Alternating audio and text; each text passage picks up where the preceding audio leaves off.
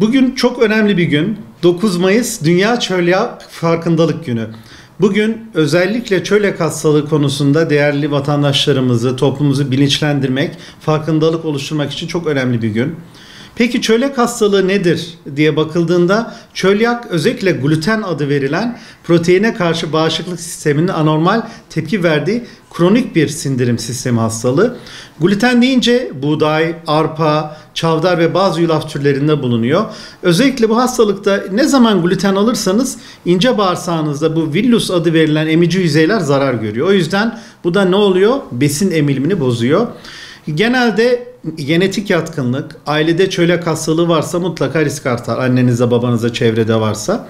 Bağışıklık sistemi bozukluğu, özellikle vücut gluten tüketildiğinde kendi bağırsak dokusuna saldırır.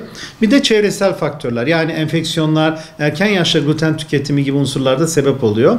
Peki belirtiler nedir dediğimizde özellikle hastalarımız kronik ishal ve kabızlık, karın ağrısı, şişkinlik, kilo kaybı, çocuklarda özellikle gelişme geriliği varsa biz buna çölyak var mı diye araştırıyoruz.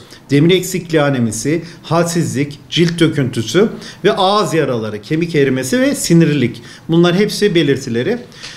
Tedavi olarak şu an en etkili tedavi ömür boyu glutensiz diyet değerli izleyiciler.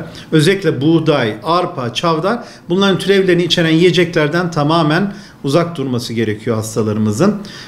Tabii artık endüstri çok gelişti. Glutensiz unlar var. Birçok piyasada çok kaliteli.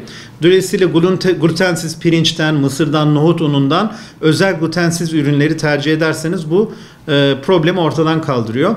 Paketli ürünler alıyorsanız mutlaka etiketlerini okuyun.